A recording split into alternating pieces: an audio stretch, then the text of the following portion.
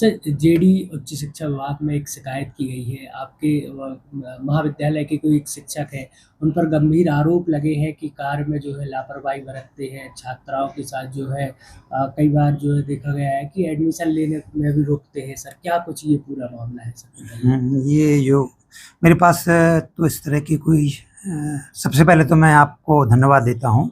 Media से, पत्रकार जगत से आप लोग आए हैं और समाज के आप प्रहरी माने जाते हैं और मुझे अच्छा लगता है आपसे वार्तालाप करने में।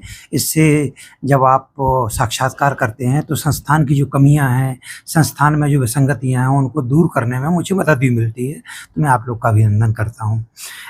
जिस मामले की आप बात कर रहे हैं, ये मेरे पास कोई अभी शिकायत लिखित रूप में नहीं आई है। जैसा आपने बताया, हो सकता है कि जेडी नहीं, हमारे अतिरिक्त संचालक महोदय होते हैं, उनके पास ही मामला जाए।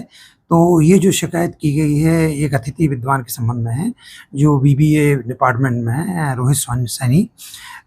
इनके संबंध में जो शिकायतें की गई हैं, इनमें 4-5 शिकायतों की जो कॉपी आपने दी है, इनके मामले में मैं एक तात्कालिक रूप में एक जांच समिति का गठन कर रहा हूं और जिन बिंदुओं पर शिकायत की गई, उन बिंदुओं के एक-एक पहलुओं पर निर्णय करने के पहले जांच समिति का अभिमत लेना चाहूँगा और जांच समिति में जो भी निर्णय आएगा उस पर मैं निष्पक्ष रूप में कार्रवाई करूँगा। यहाँ मैं ये बता देना चाहता हूँ कि महाविद्यालय में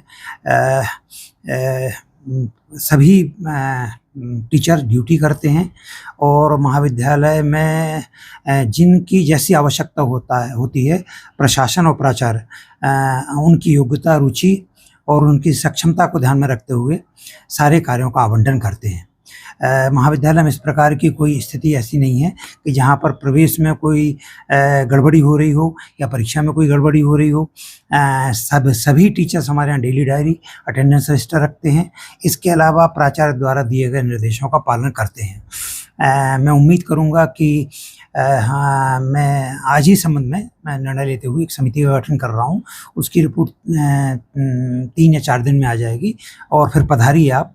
उस रिपोर्ट के संबंध में कैसा क्या अभिमत आता है, मैं उसके संबंध में कार्रवाई करूँगा और जिस उम्मीद और अपेक्षा के साथ में आप आए हैं, मैं पूरी कोशिश करूँगा कि संस्थान में सारा काम निष्पक्षता के साथ में और निष्पक्षता के साथ में बिना लापरवाही के ठीक से हो, क्योंकि ये कन्या महाविद्यालय है और कन्या महाविद्यालय संभाग का एकमात्र ऐसा महाविद्यालय जहाँ पर हमारी 10,000 से ज़्यादा छात्राएं पढ़ती हैं। तो मैं आपके अनुरूप में काम को करूँगा और आपके लिए इसके संबंध में अवगत कराऊँगा कि कैसी क्या स्थिति होगी। जी, धन्यवाद। सर, आप पर कई गंभीर आरोप लगे हैं। कुछ छात्राओं ने जो है आरोप लगाया है कि आप जो है यहाँ पर कंप्यूटर कोर्स संचालित नहीं होने दे रहे हैं और जो बाहर कई कंप्यूटर की दुकानें हैं उनसे आपका टाई अप है और आप बच्चों को उन्हीं दुकानों पर काम करवाने के लिए भेजते हैं। सर, क्या मामला है? ये पूरी तरह से झूठी शिकायत है। इसके पहले भी ये कुछ कॉलेज के ही लोग इस शिकायत में शामिल होते हैं।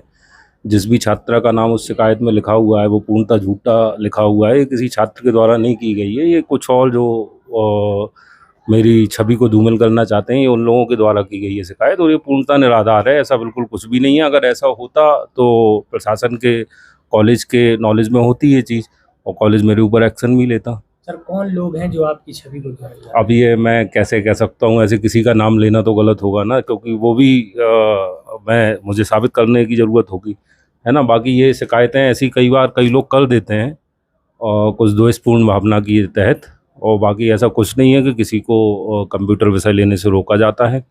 पिछले साल कंप्यूटर में लगभग 500 से ऊपर छात्राएं थी। अगर उन्हें रोका जाता रहा होता तो इतनी संख्या होना आप खुद समझ सकते हैं कि ज़रूरी नहीं है।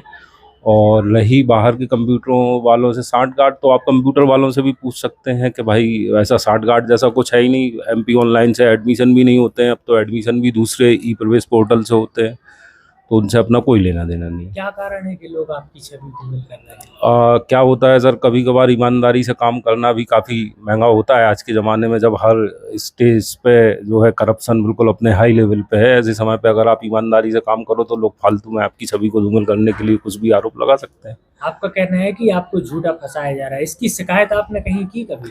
शिकायत करने की ज़रूरत पड़ती नहीं है सर, क्योंकि जो भी ऐसी शिकायतें ये लोग जो झूठी शिकायतें करते हैं वो कभी सही साबित हो नहीं पाती हैं। जो भी उनकी जांच होती है तो वो पहले ही से वो झूठी और निराधार साबित हो जाती हैं, क्योंकि वो शिकायतकर्ता कभी सामने आता नहीं है।